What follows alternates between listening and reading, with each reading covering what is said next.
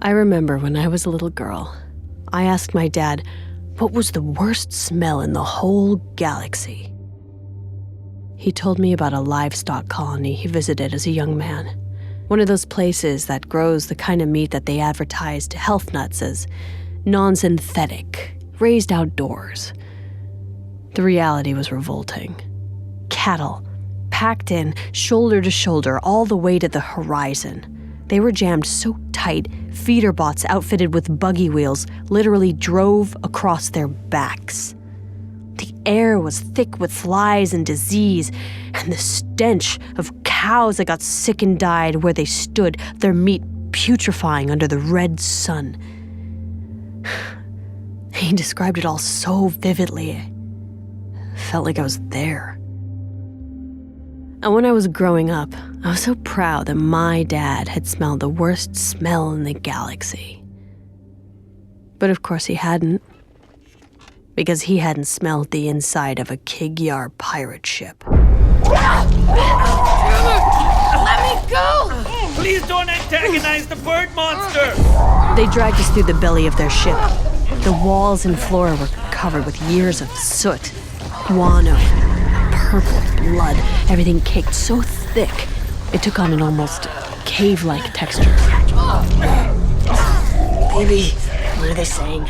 They're taking you to the airlock just up ahead. Are we going to die? That is a likely scenario. Oh, it's a beautiful language, isn't it? The guard turned his back just for a second, and Bostwick was on top of him. Bostwick's quick, but the Kig-Yar are quicker. He cranked his head down, sending Bostwick sprawling across the room. Bostwick looked dazed, but accomplished as she held a fistful of Kig-Yar feathers in her hand. The creature got down low, right in Bostwick's face. He looked her dead in the eyes. She wasn't so tough anymore. She was shaking, paralyzed with fear. We all were. I tried to think, but my mind felt like paste. I couldn't string thoughts together. He says he is now opting to send you all out the airlock in pieces. And now he's swearing. And, oh, well, I'm not translating that. People describe your life flashing in front of your eyes before you die. That's not how it is. It's not in your eyes. You don't see it. It's a mass remembering, an explosion across your whole mind, every synapse firing at once. I thought about my first kitten, my last cigarette, the skin on my grandmother's ear, a phone call I tapped 3 years ago, what I had for dinner last week, thousands of moments, remarkable and unremarkable, flooding past in an instant.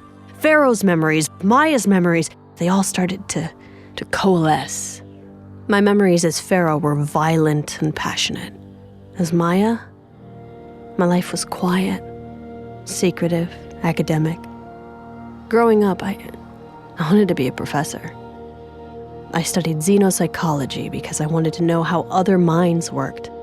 Back then, I honestly didn't think about how the military would need people who could analyze alien behavior. But they snatched me up. And during the Covenant War, I worked for Oni, psychologically profiling the enemy. I must have written hundreds of reports on Sangheili honor debts and Kig-Yar. And then suddenly, it all came rushing into focus. Baby, translate this exactly. I've met many of your species, but even for jackals, you are incompetent fools. Are you trying to make things worse? Trust me, just do it. You see, the Kig-Yar are scavengers. Greedy, opportunistic. Tell them they're imbeciles, ignorant nestlings to throw away such valuable prisoners. But the Kig-Yar are also cowards. Well, I can't say this outcome was anything but predictable. The leader turned away from Bostwick and ran at me, jaws open, threatening.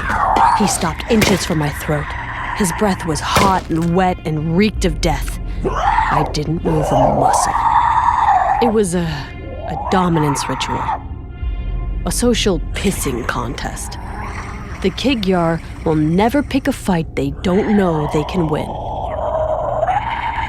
He could take me physically, but now he was wondering, what did I know that he didn't? What do you think your ship mistress will say when she hears you've let such valuable prisoners float off into space? He just stood there, his milky yellow eyes darting back and forth between my own, furious.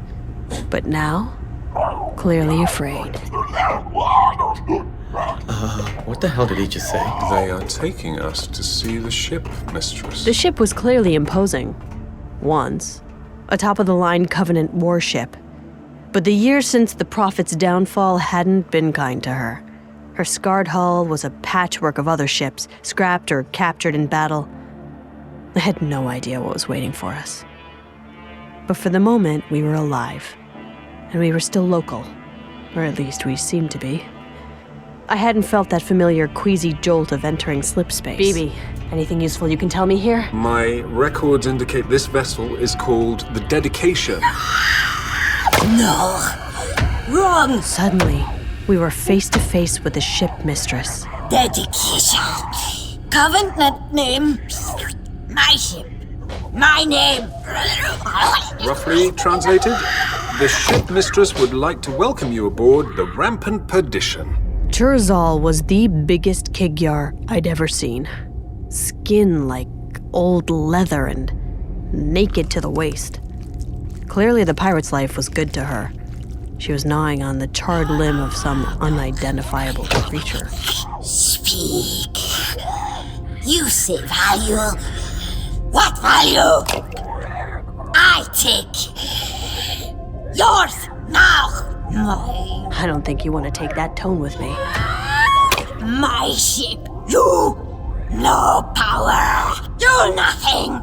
She says that if you wish to live, you must prove your value by providing her with 60,000 credits. You want credits? We can get you credits. Just let us back to our ship and we can... No waiting. Credits here. 1 hour. I take head. Next hour. Next head. If value, live. If not. We had an hour to live, and we were gonna spend it in an old Covenant prison cell. Like everything else on this ship, it was in bad shape. The only light was a ghostly purple glow from the energy shield locking us in. Bostwick hadn't spoken a word since the airlock. She looked like I felt. Broken. Guys? Scared. I don't think we're alone in here. 15 different cells on the ship, and the Kig-Yar had stuck us in the same one with the Sangheili. The Sangheili shifted angrily, tried to stand, but something was wrong. I looked closer and saw he was hurt. His leg was mangled, mashed and hanging by sinew, and there was a sticky pool of dark purple blood beneath him. He wasn't trying to hurt us. Easy. He was dying. Easy. We don't want to fight. Did the Kig-Yar do that to you? Kig-Yar are weak and stupid. They could not defeat me. This was Livruka. Baby. I have no translation. It seems to be an ancient word, something not in common usage. It rose from the ground. Devastation. Death. Wait, you saw An anomaly. What was it? What did you see? He says he was at one of the colonies on a diplomatic mission. He saw the event and was badly injured, but he cannot describe it. He keeps using the ancient word. And now he's just ranting about a demon. demon? He's gotta be talking about the Master Chief. You have brought this upon us. Humans. Let a demon desecrate the holy site. There are consequences. What do you mean, desecrate? What did you see? You demon. He cannot save you. What is coming? There are more. Many more. This is just Beginning of what? Hey! Beginning of what? The Sangheili went still. His four-hinged jaw slack and his eyes clouded and unfocused. He was gone. What do we do now? I just stared at Mashak. There was nothing we could do. Maybe there were going to be more anomalies, maybe the Master Chief was involved somehow, but we were about to get our heads sawed off. It was someone else's problem now. This may be an inopportune time to discuss, but while you may not be able to save yourselves, you could still help save humanity. Maya, if you just give me the chip, I can relay the data to Oni. Are you kidding me? Why? So that they can cover it up? Intelligence is a tapestry. This data must be combined with everything else Oni knows to separate truth from fiction. Oh, please. Oni doesn't care about the truth. What do you know about anything? I know what I've seen. have and I've almost seen a whole lot infinite of... intelligence. No, I know. You're just a zombie. Wow, I am... impressive. Shut up, both of you! To hell with the truth! We can't do anything, don't you see that? What does it matter if this is just the beginning or if people are gonna die? We're gonna die here. Today. No, we're not. I'd almost forgotten Bostwick was there. We can't die here. We need to tell everyone. Suddenly, If there Bostwick are was more talking to me beings, again, it could kill millions. gaining momentum, We need to a warn wild Oni. fire behind her eyes I hadn't seen before. We can't let Oni or anyone else cover this up. I get it now. You should fight for something bigger than yourself. Pharaoh told me that. You told me that. I couldn't believe it. This is bigger than any of She'd us. seen that Pharaoh was a lie, Power to do something seen that I better. was an Oni puppet, We but need to try. she didn't care. She still believed in the ideals. Bostwick, get us out of here. I know you can. But suddenly, our time was up. He pointed his ragged, bony claw at Bostwick. Two Kig-Yar guards grabbed her. I tried to rush them, but they were too strong. And just like that, Bostwick was gone. I paced around the cell, trying to think. She was gonna die. They were gonna kill her. I couldn't let that happen. I had to think of a way out of that cell, immediately. There was no escaping a fully functional Covenant brig. But this ship had seen better days. My eyes scanned the cell. The energy shield looked strong and steady. But the walls showed signs of hasty repairs, battle damage papered over with whatever the Kig-Yar had on hand. I traced my fingers along a crack. Maya, what are you doing? Whoa. Is that... An energy conduit. Oh, okay, neat. So now we're going to die while being exposed to radiation. BB, can these conduits carry information? Theoretically. Right, so if I plugged you into it... There are several reasons why that is an atrocious idea. Firstly, the electric shock might kill you. Secondly, the electric shock might kill me. Thirdly, UNSC AIs are expressly forbidden from interfacing with Covenant ships. But seeing as how you are already carrying me over to the conduit and I don't have a way to physically stop you, I'm guessing that it's about to happen anyway. Well, what's a few million volts between friends? Once more, onto the breach. When that first jolt hit, it felt like somebody punching me in the back of the head. That was the easy part. The second jolt sent me flying. I woke up halfway across the cell with my ears buzzing and my muscles vibrating. But my heart was still beating. BB! Just because that worked doesn't mean it was a good idea. The shield was down, but we couldn't access many other systems. I sent Mashak to hide in the hangar bay while we tried to pinpoint Bostwick's location with the ship's internal I scanners. found a bio reading 2 decks up, but it's faint and getting fainter. We're not leaving without her. I crept through the ship, screens torn off bulkheads, the walls that seemed to be alive with rot. The Kig-Yar were known for their powerful senses. That's why the Covenant made them scouts. I had to be silent, but the floor was so cluttered. Every step was perilous. One wrong move, and they'd be on top of me. Up ahead, there was an open doorway. I had to get past it, but I could see light and shadows dancing out of it. I carefully crept up to the edge and peered inside. The room was filthy, packed with Kig-Yar all crouched on the ground in tight circles. They were agitated, heads up, paying full attention. They'd spot me in a second if I tried to sneak by. But then, another Kig-Yar entered. He was tall and lean and had bright quills. An officer, maybe. He was carrying a heavy vat. He stopped at each circle and ladled out some ungodly stew onto the ground, filled with flesh and eyes. I almost gagged when I saw it. As it slopped in front of each circle, the Kig-Yar went ballistic, burying their faces in the piles, fighting each other to get their fill. I realized they were distracted, and the moment the last circle had been served, I rushed past the open door and started up the maintenance ladder, climbing as quickly and quietly as I could. The scanner showed Bostwick was directly above us, but I had no way of knowing if she was alone, or even still alive. When I got to the top, I leaned out of the maintenance shaft, my eyes adjusting to the darkness. And then my heart stopped cold. The room was filled with Covenant soldiers. Was it an ambush? Then I realized they weren't moving. They were staked to the walls, severed limbs and body parts of Covenant elites and brutes. A few human Marines, too.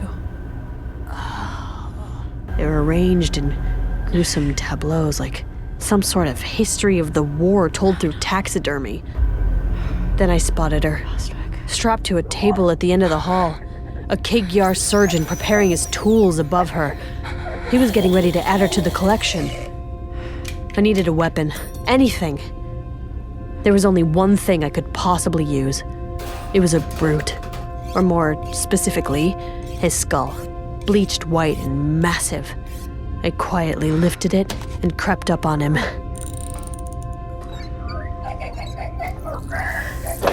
The first strike caught him by surprise, but he was still on his feet. He raised his plasma knife, and I hit him again and again. He finally went down, but I was sure the others on the ship had heard the racket.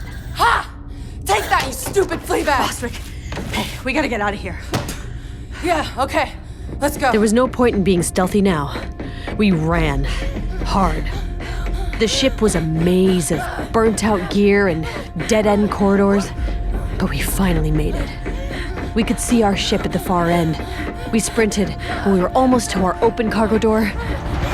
She stepped out of it. Liars! Cherzal had caught us. We were surrounded. No value.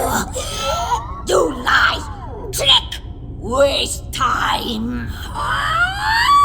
I'm guessing she's not telling her men to let us go. It's hard to precisely translate her instructions, but they do involve clawing your eyes out. I knew I couldn't bluff our way out of this, but maybe I didn't have to. It suddenly occurred to me that I could offer her something of real value. I can prove our value with a question. Why hasn't this ship jumped to slipspace yet? What sort of pirate attacks and then just hangs around risking retaliation? She says their ship is mighty and powerful. None can stand against them and live. No run. No hide. Strike. You're a liar. I've seen the condition of your ship. You're not going to slipspace because you can't. Because your engines don't work and you have no idea how to fix them. Tell me I'm wrong. She had a powerful warship, but she was trapped in a single star system at subluminal speeds. She was a shark, stuck, preying on minnows. Impressive insight, Maya. For a human. My scans do indicate that the slipspace engine is locked down. Probably an old security measure put in place before the Kig-Yar seized the ship. You fix. Yes. This only value. We can fix it. But the price is our freedom and our ship. She hissed and leaned forward. The Kig-Yar stirred, uneasy, spring-loaded to unleash more violence, waiting anxiously for Cherzal's decree. I was anxious too. I felt like I just played my last card with her.